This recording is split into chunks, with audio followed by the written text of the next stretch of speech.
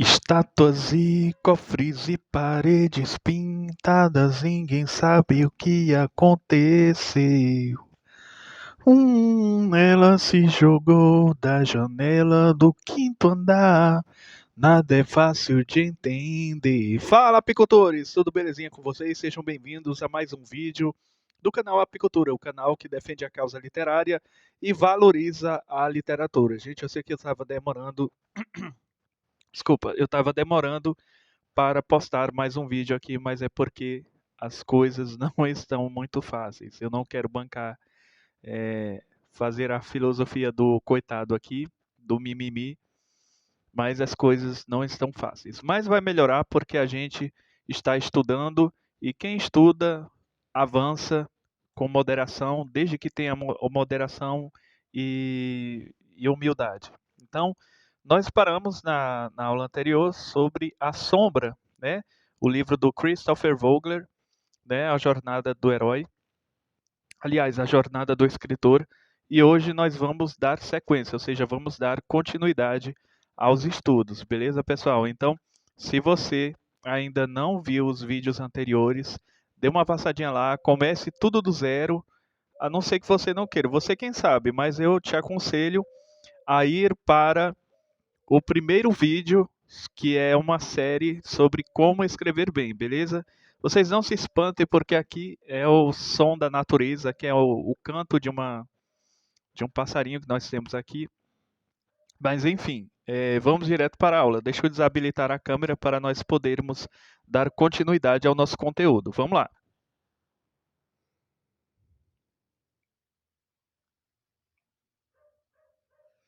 Nós paramos aqui na jornada do escritor, nós paramos no quesito, ou seja, no tópico aliado. Vamos fazer um estudo sobre essa temática. Aliado. De lares quietos e jornadas simplórias, além de mundos perdidos, não há nada que valha os esforços da glória, senão o riso e o amor dos amigos. Ó, uma rima bonita. Ode dedicatória de Hilary Belloc. É bonito. Para mim isso aqui é um poema. Mas enfim, vamos começar a ler aqui. Os heróis em jornada podem precisar de um companheiro de viagem, um aliado que possa cumprir uma variedade de funções necessárias, como companheiro, parceiro de treino, consciência ou alívio cômico. É útil ter alguém para realizar tarefas, levar mensagens ou reconhecer locais. É conveniente que o herói disponha de uma pessoa com quem possa conversar, revelar sentimentos humanos ou questões importantes da trama. Aliados executam muitas tarefas mundanas, mas também cumprem um importante papel de humanizar os heróis, acrescentando outras dimensões à personalidade e os desafiando a serem mais abertos e equilibrados. Então nós estamos vendo aqui, pessoal, a partir dessa leitura aqui, segundo o Christopher Vogler, que o aliado ele nem sempre é visto como algo benévolo, algo que tenha bom caráter. Às vezes o aliado ele tem um mau caráter, mas o fato é que ele está auxiliando o herói em sua jornada. Então vamos continuar. Desde o início da arte narrativa, os heróis recebem como parceiros figuras amigáveis que lutam ao seu lado, aconselham-nos e os alertam, e, às vezes, até os contestam. Em uma das primeiras grandes histórias registradas, a epopeia de Gilgamesh, o rei herói babilônio, é ligado pelos deuses a um poderoso homem selvagem criado na floresta, Enkidu, que, num primeiro momento, desconfia dele e a ele se opõe, mas logo passa a respeitá-lo e se transforma num aliado confiável. Hércules tinha um aliado valoroso em seu cocheiro Iolau, um campeão olímpico que cauterizou os pescoços da hidra para impedir que as cabeças crescessem novamente depois de Hércules tê-las arrancado com seu bastão. Aliados múltiplos. Heróis em grandes jornadas épicas podem conseguir uma porção de aliados e formar uma equipe de aventureiros, cada qual com uma habilidade diferente.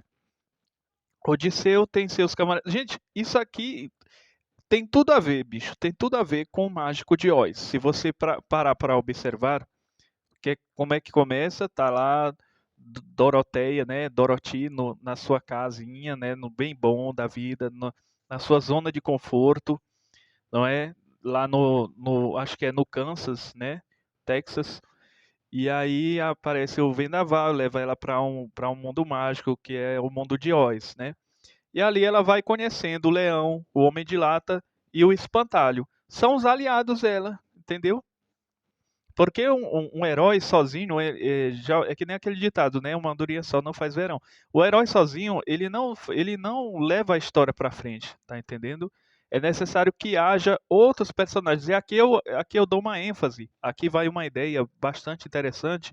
É que nem sempre, eu já disse isso nos vídeos anteriores, mas eu acredito que não arranca pedaço repetido. Às vezes, o personagem que você acha mais interessante não é o herói, não é o protagonista, né, o principal, o dito cujo. Às vezes é aquele aliado, né? Às vezes é o mentor, é o guardião do limiar. Às vezes você se apega tanto àquele personagem que você acaba se esquecendo do herói, que é o protagonista, entendeu? Porque muitas vezes aquele protagonista é tão fraquinho, ele tem tão pouca ação que basicamente ele é pouco relevante para a história. Por exemplo, eu escrevi um conto infanto-juvenil, que é o Simone na Terra dos Girassóis, que um amigo meu ele veio argumentar para ele, mas eu não tirei a razão dele porque é o ponto de vista dele e deve ser respeitado. Ele disse que a Simone, que eu considero protagonista do conto infanto-juvenil, não é de fato a protagonista, porque ela tem menos participação do que qualquer outro personagem que faz parte do conto infanto-juvenil, que faz parte da trama. E aí, quem sou eu para discordar desse assunto? Né? Nesse ponto de vista, ele está certo. Eu só dei ênfase a ela como uma menina meiga, não é, carinhosa, sonhadora, mas que é um personagem que é pouco ativo na narrativa, não é? Muito embora seja ela a protagonista. Né? E vamos continuar, pessoal. Heróis em grandes jornadas épicas podem conseguir uma porção de aliados e formar uma equipe de aventureiros, cada qual com uma habilidade diferente. Odisseu tem seus camaradas de embarcação e Jasão, seus argonautas. Nas Ilhas Britânicas, o rei Arthur, começando por seu irmão de criação, Sir Kay, atrai um pequeno exército de aliados, os Cavaleiros da Távola Redonda. Na França, Carlo Magno reúne um bando semelhante de cavaleiros aliados de todas as nações do Império que recebem o nome de paladinos. Dorothy encontra uma série de aliados em sua missão, a começar pelo seu aliado canino Totó. Vamos para outro tópico aqui: grandes aliados na literatura. Algumas grandes histórias foram tramadas a partir do relacionamento entre um herói e um aliado. Dom Quixote e seu escudeiro relutante Sancho Panza formam um desses pares, representando dois extremos da sociedade e maneiras muito diversas de ver o mundo. Shakespeare sempre lança mão de aliados, como o Bufão do Rei Lear ou Falstaff, o companheiro revoltoso do Príncipe Hal, para explorar seus heróis com maior profundidade, conferindo aos heróis camadas cômicas ou os desafiando a olhar mais fundo em sua alma. Sherlock Holmes e o Dr. Watson são outro exemplo em que o intelecto incrível de Holmes é revelado para o leitor através dos olhos admirados de seu aliado, Watson, o narrador dos contos. Introdução ao mundo especial. Dr. Watson ilustra a função útil dos aliados de nos apresentar a um mundo estranho. Como Watson, eles podem levantar perguntas que gostaríamos de fazer. Quando o herói é calado, ou nos momentos em que seria importuno e inverossímil para ele explicar coisas que são comuns ao herói, mas muito exóticas para nós, um aliado pode fazer esse trabalho de esclarecer tudo conforme necessário. O aliado às vezes é um personagem espectador, alguém que vê o mundo especial da história como que pela primeira vez, da forma como veríamos se estivéssemos lá. O romancista Patrick O'Brian usou esse mecanismo em sua longa série de livros sobre a Marinha Britânica, mestre dos mares. Seu herói, Jack Aubrey, é semelhante aos heróis dos outros livros com ambientação marítima, como a série Horatio Hornblower, de C.S. Forester, mas os livros de O'Brien diferenciam-se pela introdução de um aliado forte e de longa data do ousado capitão marítimo. O personagem de Stephen Maturin, médico, naturalista e agente secreto que permanece alheio às vicissitudes do mar, apesar das décadas navegando com um amigo. O'Brien traz um elemento de comédia muito forte com as tentativas desajeitadas de Stephen de entender o jargão do marinheiro, mas também dá um bom motivo para o exasperado Jack explicar detalhes de batalhas e navegações que nós, leitores, queremos entender. Aliados do Faroeste, comparsa. Na rica tradição das séries cinematográficas hollywoodianas e televisivas dos faroestes, o aliado é chamado de comparsa, ou sidekick, uma gíria inglesa de batedores de carteira do início do século XIX para o bolso lateral das calças. Em outras palavras, um comparsa é alguém que se mantém tão perto quanto um bolso. Todos os heróis de faroeste televisivo tinham seu aliado, desde Tonto, fiel companheiro índio do Cavaleiro Solitário, até Jingles, o comparsa cômico, de Wild Bill Hickok. Inclusive, pessoal, tem uma homenagem, tem um personagem do desenho Pica-Pau com esse nome, né? Wild Bill Hickok. Aí eles botaram Hiccup, né? Que é soluço, né? É uma sátira a esse personagem.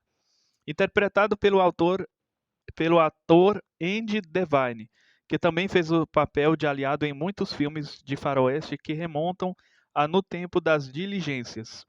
O Cisco Kid tem seu camarada cômico, Pancho. Zorro tem seu cúmplice silencioso, mas muito útil, Bernardo. Walter Brennan interpretou uma galeria de comparsas, apoiando de forma notável John Wayne em Rio Vermelho.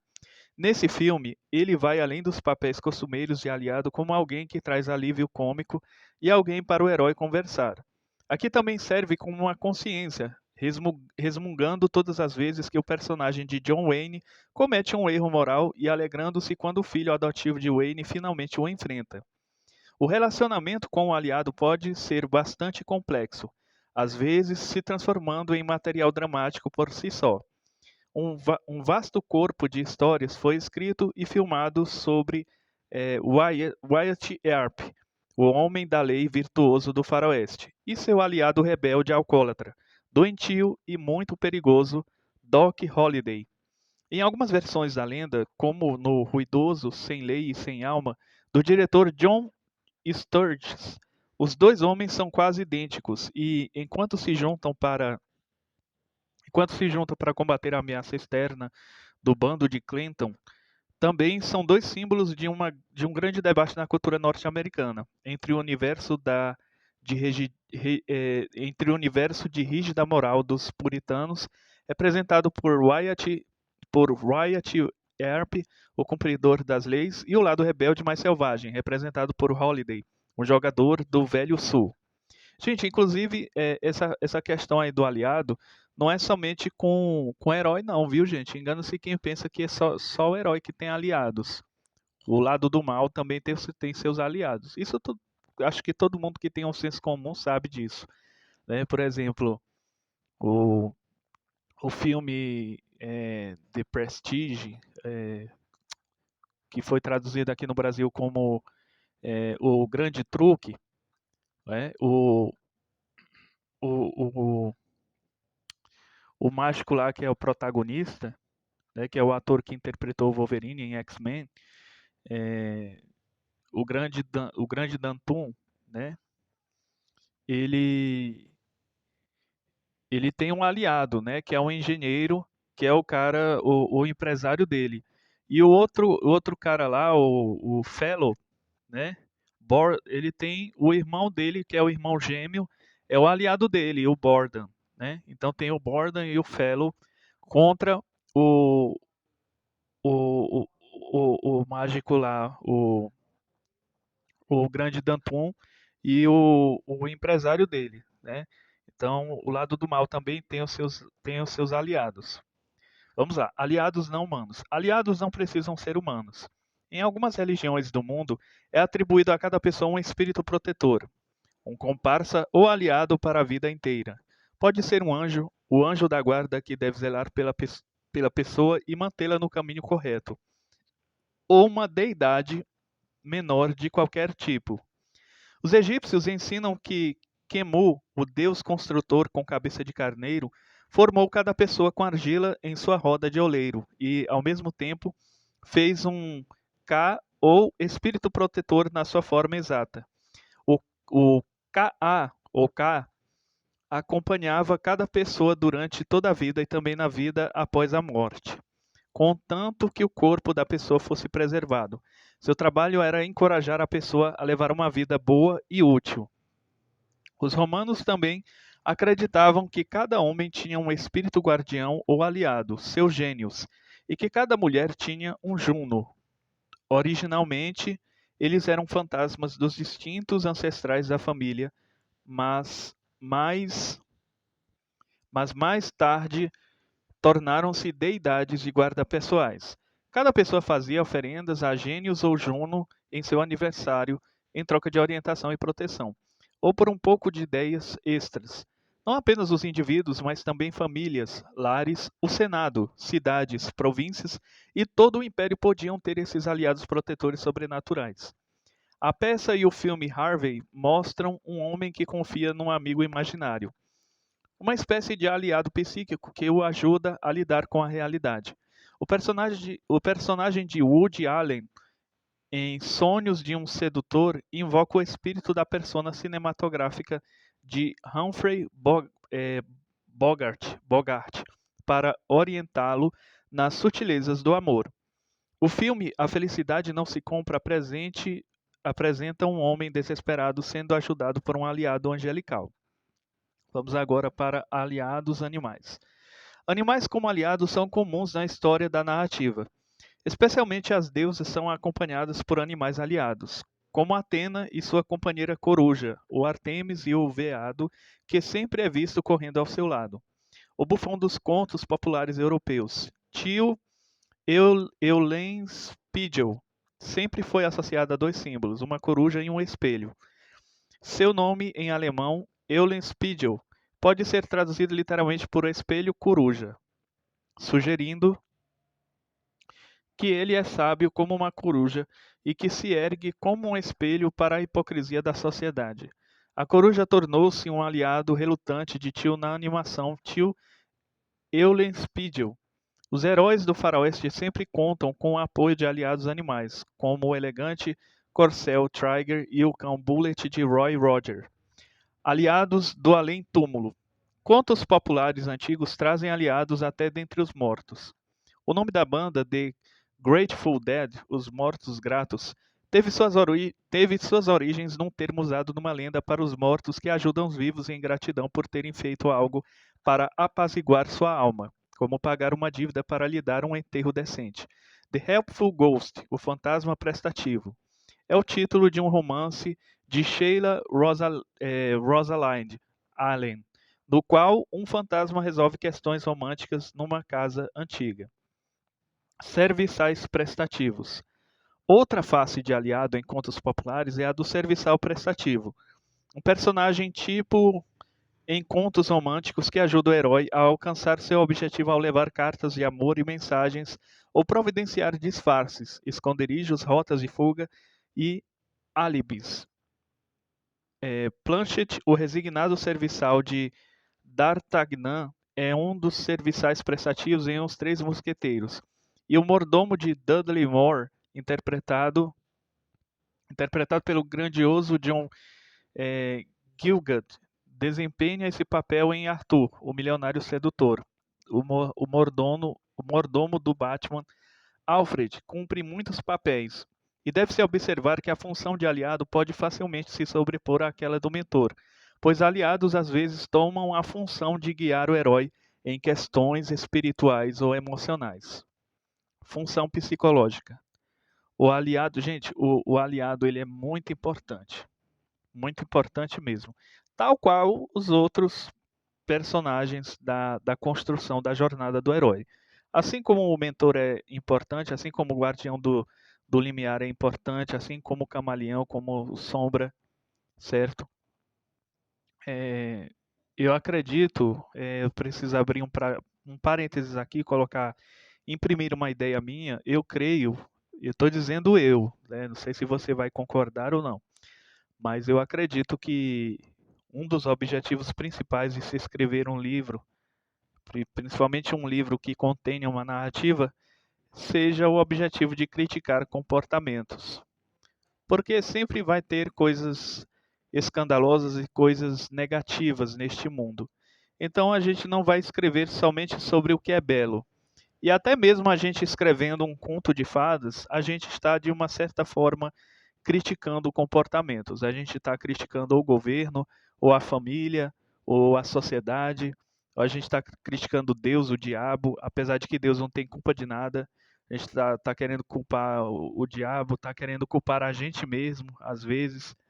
Dificilmente um autor vai fazer isso, porque ele se beneficia através da sua obra para se promover. Todo autor faz isso, eu faço isso, qualquer autor faz isso.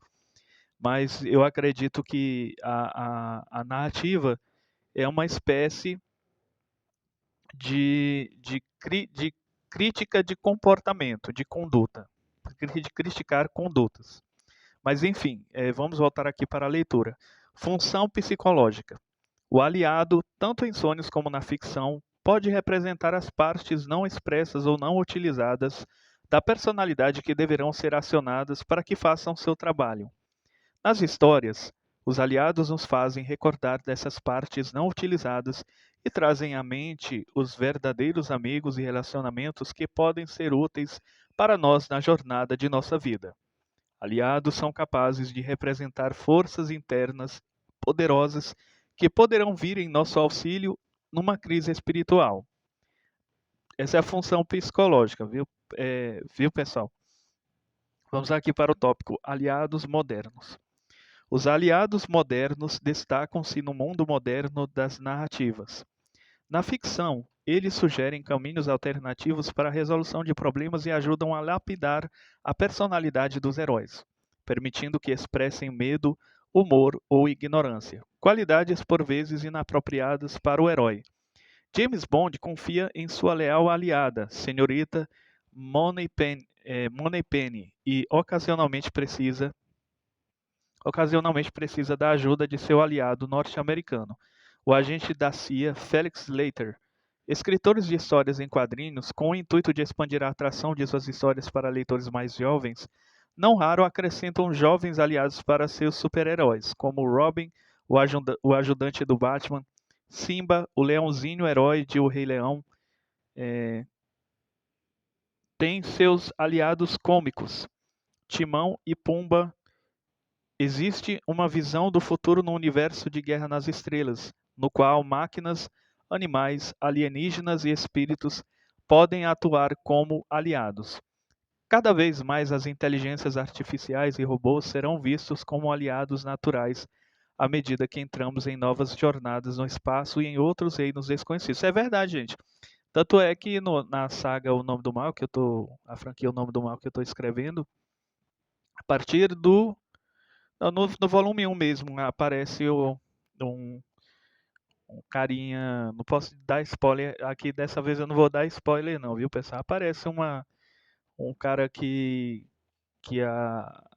a inteligência dele é a inteligência artificial. E ele, no início, ele é chamado de robô, depois ele passa a ser chamado de androide, e por aí vai. E aí a narrativa vai se estendendo. Mas isso aí é normal.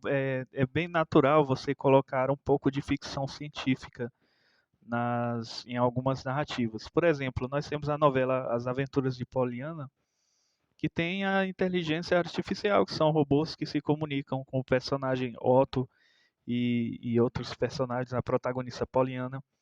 E está cada vez mais comum inserir elementos tecnológicos à narrativa. Não tem, eu não particularmente Eu não vejo nada demais. Eu acho até. Bem, para falar a verdade, original não é não, porque isso já existe na literatura há mais de 20 anos, não é? Mas de uma certa forma, é uma forma de trazer novos elementos, não é, a narrativa. Por exemplo, em literatura fantástica.